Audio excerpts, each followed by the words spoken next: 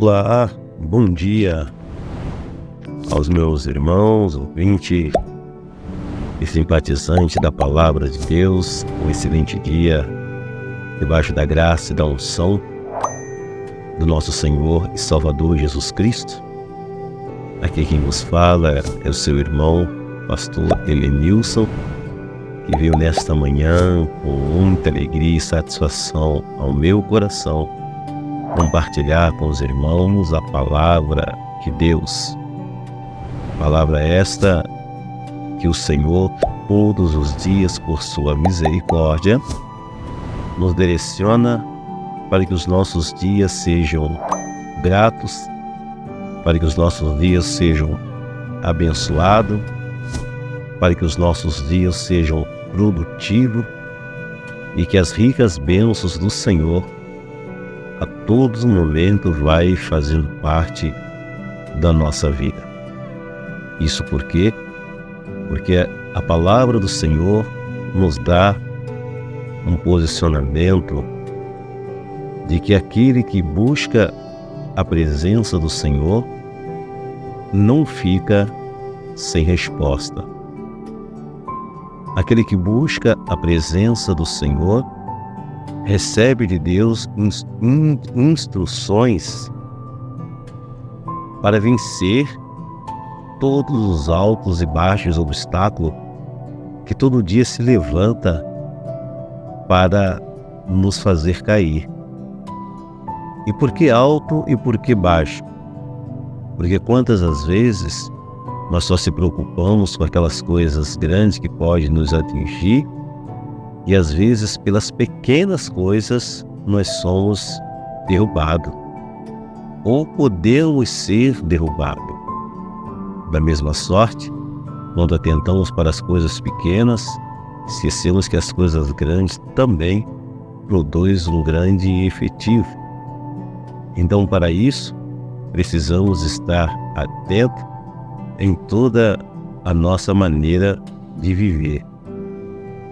Tempos atrás, via eu uma situação de homens que andavam em meio aos arbustos e não atentava em olhar para cima, porque a sua preocupação estava somente aquilo que os seus olhos alcançavam em visão média, e não entendia como que eram descobertos, estavam tão atentos, até que um dia um entre eles observou e olhou que acima deles estava alguns animais, e quando aqueles animais os via, o revoar do canto desses animais, o revoar desses animais fazia com que as pessoas de longe tinham a certeza que ali ele os via.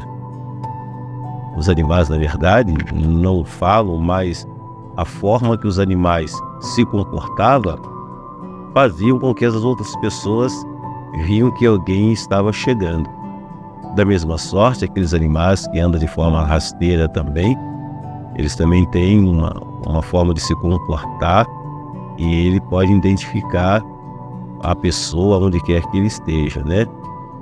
Então, assim, observávamos que o salmista Davi olhou muito também para isso, e quantas as vezes ele teve vitória, porque o Senhor deu a ele essa visão, essa inteligência, para que ele não viesse ser pego pelos seus adversários, e com isso ele ganhava sempre a vitória que o Senhor dava a ele, porque ele observava estas coisas, as coisas grandes e as coisas pequenas, as baixas e as altas também. Faz nos lembrar um período na vida de salmista Davi, que o seu sogro tentava levá-lo à morte, mas usou uma estratégia, dizendo a Davi que daria uma das suas filhas a Davi se Davi vencesse ali aquela guerra. E ele fez uma colocação a Davi e disse a Davi: se ele fosse a uma certa cidade e ali ferisse aqueles homens ao fio da espada e lhe trouxesse ali algo que era de agrado ao rei, né? Ele teria a mão da filha, né? A Bíblia fala crepúxo, né? Que Davi teria que trazer para Saul. Só que Saul já sabia que se Davi chegasse naquele lugar para pelejar, chegaria ele e os seus soldados cansados e de forma alguma teria um bom desempenho, de forma alguma teria um bom resultado. Mas a Bíblia vai dizer-nos também que quando Davi chegou àquele lugar, já era noite, e ele entendeu que se fosse aguardar para o outro dia, eles estariam fracos diante da caminhada e os seus adversários iriam investir fortemente contra eles e o resultado não seria satisfatório, assim como Saul já havia previsto também.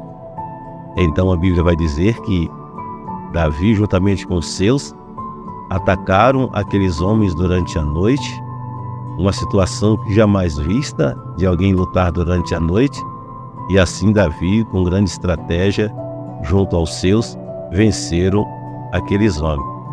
E ele, quando venceu, não só trouxe 100, mas 200 crepúsculos ao rei, a ponto de deixar o rei atônito diante dessa situação. E é o que eu quero, nesta manhã, refletir a respeito das coisas de Deus. Quantas das vezes Deus nos dá uma estratégia para vencer o nosso adversário e às vezes nós não vencemos porque não atentamos para aquilo que o Senhor fala com a gente. Ele quantas as vezes te desperta na madrugada para orar, quantas vezes te desperta na madrugada para viver uma vida de consagração, para que desta forma Ele te dá a visão aos seus inimigos, e às vezes alguns não atentam para o voz de Deus. E por isso, quantos deles são pegos de surpresa. Mas o Senhor, Ele nos diz que a sabedoria é soberana, e o Senhor, Ele quer que nós tomemos posse da sabedoria, tomamos posse da sabedoria vinda dele para vencermos todos os nossos inimigos. Inimigo esse que quantas as vezes vem de forma tão sutil, querendo nos pegar despercebido. Mas a palavra do Senhor manda nós orar e vigiar sem cessar. E há o texto que diz que nós temos que olhar, orar e vigiar, para que o inimigo não encontre brecha sobre as nossas vidas e venha querer nos golpear de forma covarde. E a palavra de Deus vai dizer no livro de Isaías 44, e vai falar a soberania de Deus e a vaidade dos ídolos. Quantas as vezes não olhamos para a soberania do Senhor e permitimos que os ídolos nos falem, que os ídolos nos confortam, como se eles tivessem algum poder para algo. Dias desses falava com uma pessoa, conversava, e ele começava a falar-me a respeito de uma situação que aconteceu com ele, que as coisas parecia que não estava dando certo na sua casa, quando uma pessoa voltou para ele e disse: olha, para que as coisas comecem a acontecer melhor na sua casa, você precisa tomar o exercício de fazer alguma coisa. E ali começou a instruí-lo a fazer. E entre uma dessas coisas dizia: olha, pega uma vasilha de sal, faça isso, isso e isso. Pega um galho de arruda, faça isso e isso. E começou a lhe dar alguma instrução segundo a instrução dos ídolos. E aquela pessoa olhou, analisou aquela situação e disse: não, eu não vou fazer isso porque eu tenho um Deus na minha vida. E esse Deus que está na minha vida, Ele manda somente eu clamar a Ele. E se eu clamar a Ele, Ele entrará com providência. E o que eu quero dizer nesta manhã, quantas as vezes tu também passa por situações iguais a essa, tem um sonho ou acontece algo na sua vida, na sua casa, e alguém começa a te instruir com situações que te leva a viver uma vida presa a ídolos, a fictícios e situações parecidas com essas. Mas eu quero te dizer que tu tem um Deus, e esse Deus, Ele não dorme.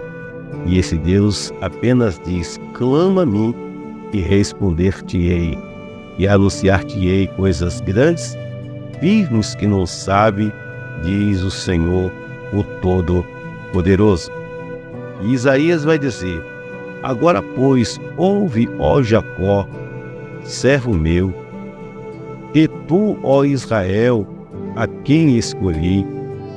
Assim diz o Senhor, que te criou e te formou desde o ventre, que te ajudará. Não temas, ó Jacó, servo meu, e tu, Jejuruá, a quem escolhi, porque derramei água sobre o sedento e os rios, sobre a terra seca.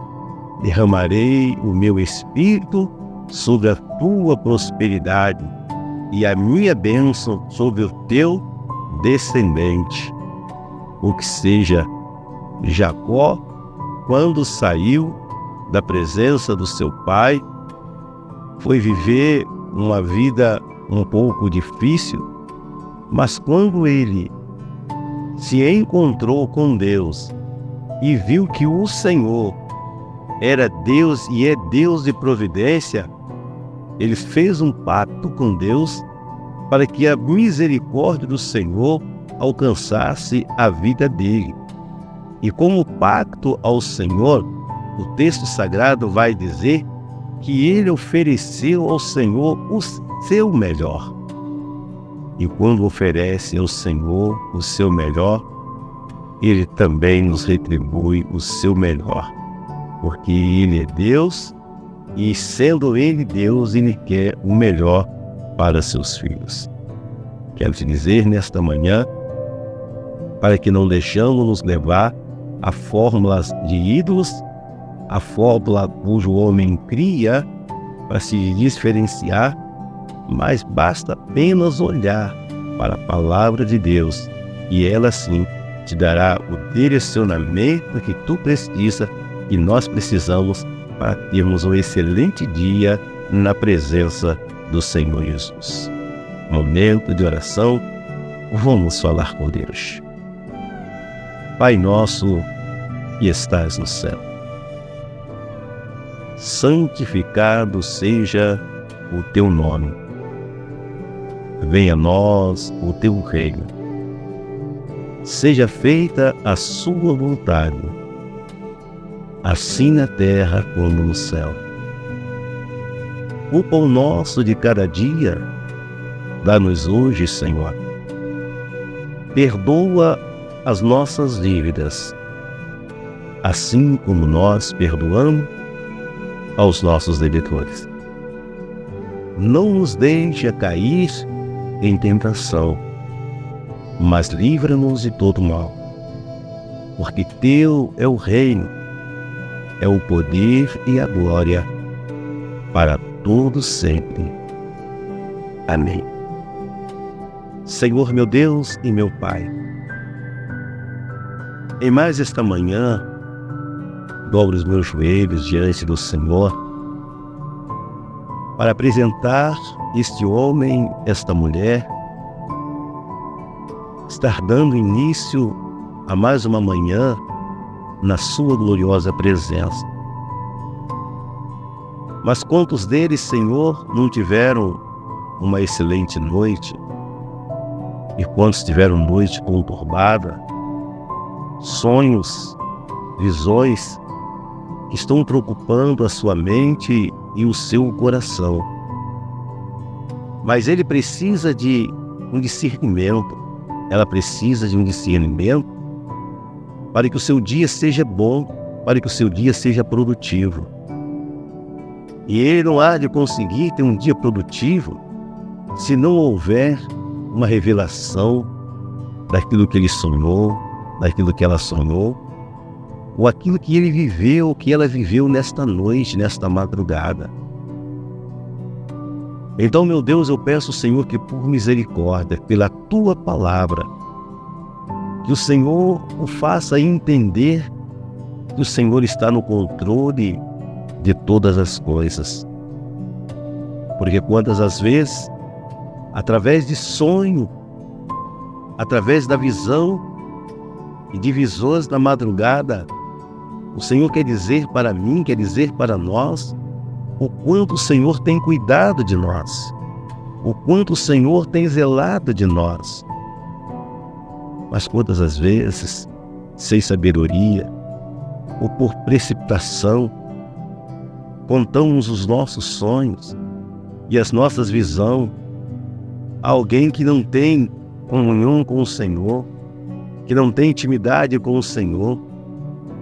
E quantas as vezes, sem sabedoria, queira nos direcionar a fazer tantas outras coisas, e aonde a Tua palavra nos diz que é para nós nos rendermos aos Teus pés, que do Senhor venha tamanha abastança. E por isso, meu amado Jesus, nesta manhã, eu peço, Senhor, que por misericórdia, visita esse homem, visita esta mulher, e dê a ele a interpretação do sonho, dê a ela a interpretação do sonho, para que saibam que o Senhor está cuidando dos teus, para que a Tua glória verdadeiramente resplandeça sobre a nossa vida e possamos cada dia vencer os mais altos obstáculos, porque o Senhor está comigo, porque o Senhor está conosco, e a Sua vara e o Seu cajado, esse há de nos consolar, para que com sabedoria, temor e tremor possamos vencer quaisquer que seja a situação, no poder e na autoridade do Teu nome. É o que nós te pedimos nesta manhã e te agradecemos para a glória e louvor do Teu santo nome. Amém, Jesus.